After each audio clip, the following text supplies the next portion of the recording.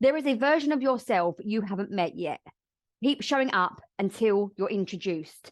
A beautiful quote from Jim Kwik. And today I want to talk to you about why this could be the most important statement you have ever heard when it comes to your ability to make changes, to hit your goals, and to create any result you want in your life. So if you're ready, let's dive straight in.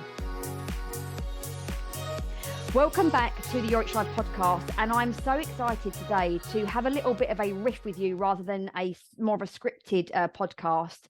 And I want you, and the reason that is I want you to listen as if it's just you and I in conversation in a beautiful country pub with a roaring fire, a glass of something yummy, and maybe even a chip butty. I want you to really lean in, and I want you to feel how much I believe that statement is true, that there is a version of you that you haven't met, and that version of you will create any reality you want. I want you to feel how much I believe that this shift is available to you in this very moment, on this very podcast. In every second of this podcast, the shift is available to you right now. And here's what I want you to do. I want you to really listen, take notes, and I want you to let me know where you feel resistance about what I'm sharing.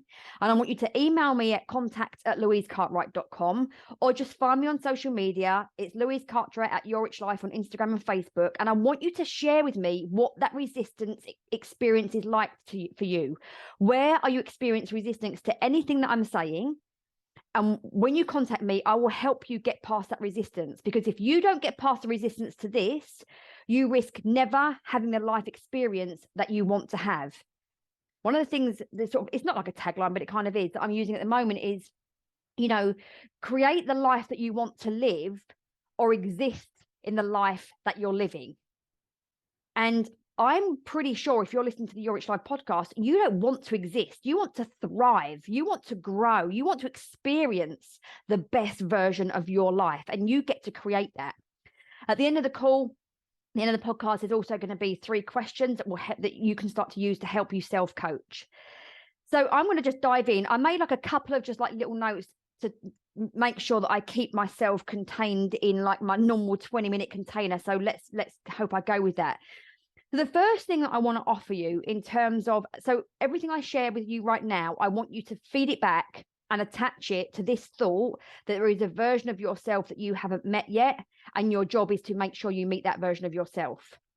So we're only born with 2 fears, which I believe are the fear of falling and the fear of loud noise. Don't know how they know that. How do they know that? Anyway, so we're born with these 2 fears. The rest of our fears are a perception. They're made up. And it doesn't really matter how they're made up, but they're made up. And every day, every single day, we get to choose whether to feel the discomfort of the journey towards our happiness, our success, and our freedom, or we get every day to choose the discomfort of misery and limitation that comes from living inside of our perceived fears. So what I want to do now, we're going to do kind of like a little exercise where I'm going to show you that right now, there are 2 versions of yourself available in this very moment.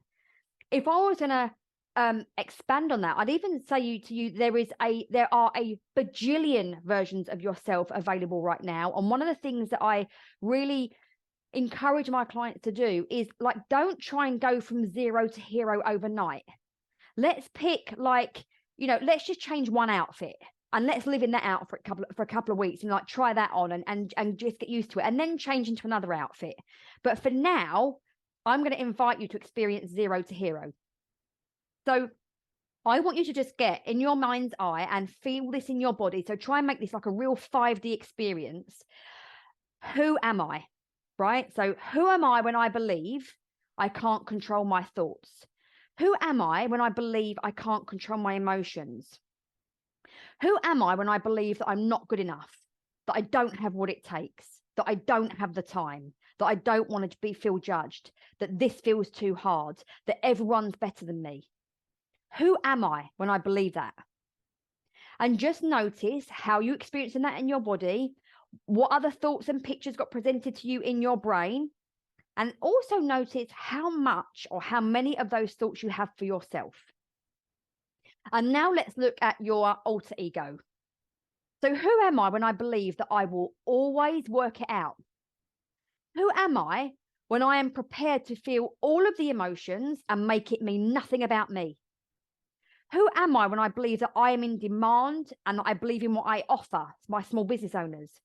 Who am I when I believe there are opportunities out there that I can't even imagine? Who am I when I believe that I can make money doing something that I love?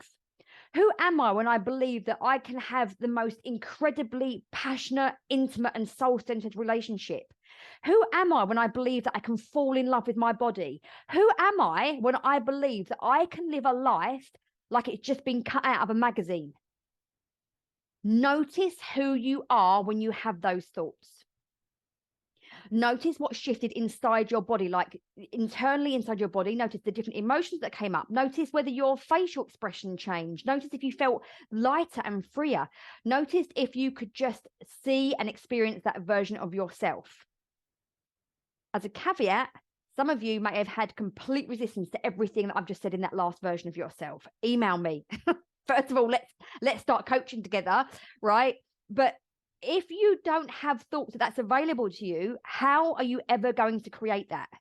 For some of you, you'd have been like, oh, I can totally see that. You may have resistance in how that could happen for you, but the fact that you noticed it, the fact that you felt it, the fact that in your mind's eye it was available means it is available.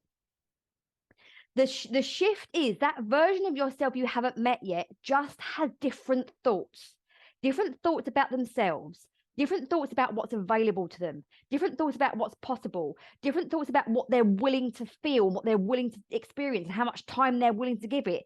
Just different thoughts. That's it. That's the shift in identity. It's the different thoughts that we choose to think, because when we choose different thoughts, we create and we harness and we harvest different feelings in our body, and we take different action from that place. Just, I'll give you a quick example. So I was coaching a client yesterday. She's a small business owner, and she was making the income that she had, which she wanted more of. So it was not enough for her. And she was making that mean in her brain that she wasn't good enough, that all the other people were better than her, that no one wanted to buy from her. So she felt really awful. She felt she lacked confidence. She got into comparison. She decided that she didn't want to do anything last week. She felt super lazy. And then when she does get on consults with people, or she puts an offer out, she doesn't expect people to buy. So she's actually, with those thoughts and feelings, creating more of what she doesn't want. And I said to her, you do know that the level of income that you make in your business has no relation to how good you are at what you do. It's just to do with the quality of thoughts that you have about money, the quality of thoughts you have about the service that you offer, and how good a business person you are. That's it. Nothing personal going on. That was enough of a shift for her. She, at that moment before our coaching, that version of herself wasn't available. My job as her coach is to show her the versions of herself that are available to her with choosing different thoughts. That's it. So who are you? When you think about those two versions, we are all going to lean on one. Like, listen, we're all going to swing between the two, right? I don't think anybody, maybe Tony Robbins, I don't know. I don't think it's true that everybody has high frequency thoughts all of the time. Simply from the perspective that our brain is runs like, our reptilian brain, what's what I'm looking for? Archaic brain runs from just a safety mechanism. So it's always going to be wanting to offer you crappy thoughts, always. It's just its job. It's just doing its thing. So, but I want to ask you, where do you land more heavily on the side of the fence? Are you the one that's saying, I can't control my thoughts and emotions, I'm not good enough, I don't have enough, I don't have the time, yada, yada, yada?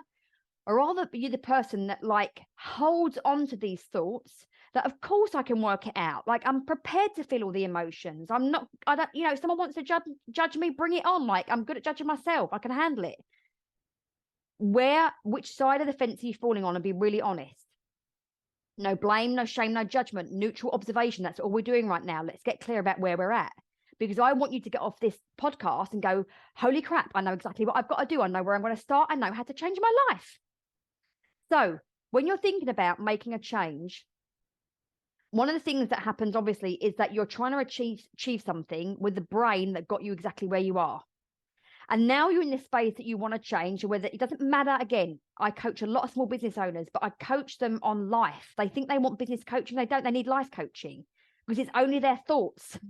about themselves, about their business, about money, about their relationships, about their boundaries, about where they get help. It's the same coaching that everybody else gets, right? So when you're looking to do something new, you're looking at that from a space like, I'm in this space that I don't want to be in anymore. But you're demanding that your brain supports you into this new and unknown and uncertain outcome that you don't know what it is yet, but with the thoughts that got you where you are. So you're having the thoughts of the, like, say, like prototype A, which is where you are now. You need prototype B to get you to the next level. But what most people do is they will continue thinking the same thoughts. They'll take more action, or they'll take more action, or they'll do more of what they're already doing. Right? So they might add things to their list, or they might just keep doing more and more of what they're doing. Business owners tend to buy a lot more courses. They'll get freebies, they'll get downloads. They're looking for some secret sauce rather than going right inside and going, oh, everything that I need to change is in my brain. So the key points that I want you to take away, and I'm really talking to you if there is an area of your life that you want to change. I'm talking to you if you want to believe that you can get any result that you want in your life. I am somebody who doesn't crave certainty. Like if you look at Tony Robbins' 6 Human Needs, I don't crave certainty. I love change. I love challenge, but I still can see where I have patterns of behavior that hold me back. I can still see where I've done, the same thing and expected a different result. And that's when I have to get clear on, like, what am I thought to do? Why am I holding on to them? What sort of level of certainty am I getting from having these thoughts? So if you're one of those people that is looking for change, I want you to just hold these key points in your brain. Success isn't a pick and mix. You can't just keep choosing the stuff that feels good. You have to be willing to feel discomfort. But if you're not where you want to be, you're already feeling discomfort and you're telling yourself that the other discomfort is worse. How do you know? How do you know that what you're about to go through it's just a different level of discomfort? It's a different level of discomfort because it's uncertain. That's it. That's the only difference. So you just can't pick a mix. Like, you can't leave out the strawberry creams. I hate strawberry creams. And pick like the toffee penny or the thing with the caramel and the nut in it. Like, I love that one. You can't just pick all that stuff out. You've got to be willing to say, I'll do what it takes and I'll be with it for as long as it takes, because I'm worth it. I believe in myself. Like, and I'm willing to enjoy the journey. Oh my God, I mean, how much easier would it be if we all just said, oh, like I can embrace this journey instead of demanding for myself that I get these quantum results in some stupidly ridiculous time like 3 months.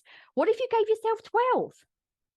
What if you gave yourself permission to laugh at yourself? What if you gave yourself permission to have no freaking clue what you're doing and just do something every day? Just a couple of other ideas for you. The other key points are, you get to choose your type of discomfort. Like I said at the beginning, you get to choose the discomfort of the challenge, of the journey, of the change, of the uncertainty, or you get to choose the discomfort of being somewhere in your life that you really don't want to be, that you don't want to have that experience anymore. So as somebody who has been severely overweight, who has been severely depressed, who has been in a very destructive marriage, who has been like humiliatingly dumped, who has been blacklisted and in 50K's worth of debt, who has had to work in a petrol station because as a family we didn't have enough money. I was so humiliated by that. Long story, but and I've closed business down and I've felt like a failure. Like I've done it all. So I get the discomfort of, like, I stayed in my marriage for 10 years longer than I should have done. I was so miserable every single day. But the fear of what was on the other side of that it just felt too overwhelming, until the pain of being where I was more overwhelming than the uncertainty of what a change would look like. Right? So every day, take responsibility that you are choosing your level of discomfort, and just know this: the discomfort of regret, 6 months, 12 months, 2 years, 3 years, 4 years, whatever, from now, it gets heavier and heavier and heavier, and there's probably nothing you can do to alleviate that discomfort of regret. Just putting that one out there. And then the last thing, like, you are not going to get a new life without a new identity. And a new identity occurs not through the change of circumstance. Your new identity doesn't come from your smaller body, your different job, your higher income, your new business, your new partner, your new house. Your identity shift does not come from that. It is your identity shift that creates all of that. I promise you. And that new identity is just very simply your commitment to choosing different thoughts about the circumstance that you're trying to change, about yourself in that circumstance, about yourself and your ability to manage it, about yourself and what you might lose, about yourself and the pain that you might experience, about yourself and what if it goes wrong. It's all just about the thoughts that you're holding. Sorry, you probably just had to tone me down a little bit because I've got a little bit OTT then. Not apologizing because I believe this is to be so true. And that's what coaching is. Coaching is about me holding the belief and I literally see the vision in my brain, in my mind's eye, in my soul, like as a psychic, intuitive empath. Like I literally see this version of yourself. And my job is to hold that so powerfully in our coaching sessions that I am leading you to them, leading you to her, leading you to him over and over and over again until you have the same level of belief in you that I do, period. So here's your homework. A couple of little questions that I think will really help you to start to shift perspective. So number one, what emotions would you buy if you could get them off of the shelf? If you could go to your local supermarket and buy 2 or 3 emotions off of the shelf, what would they be? And the reason I'm getting you to do that is because when people go into coaching, they're very often talking about, I want my new career. I want to make more money in my business. I want to lose weight. I want my relationship, da, da, da, da, da, da, da. And the job is to go like, why? What's going to change for you if you have that? Right? And it always boils down to the emotions that you want to feel. Always. And your thoughts, notice at the moment, are that without those things, you can't feel that way. That is a thought error, my friends. You can feel that. If you know the emotion you want to feel, it tells you you've already felt it, which means it's available to you now, but you're attaching it to a thing that you don't have yet. It's so ironic that we actually choose to make ourselves more miserable while we wait for this thing to happen. But when we're having the thoughts of being miserable, we don't do the things that we need to do, and the thing doesn't freaking happen anyway. I mean, sometimes I wonder how the human race got as far as it has. But that's a whole other concept anyways. So what emotions would you buy off the shelf in your supermarket?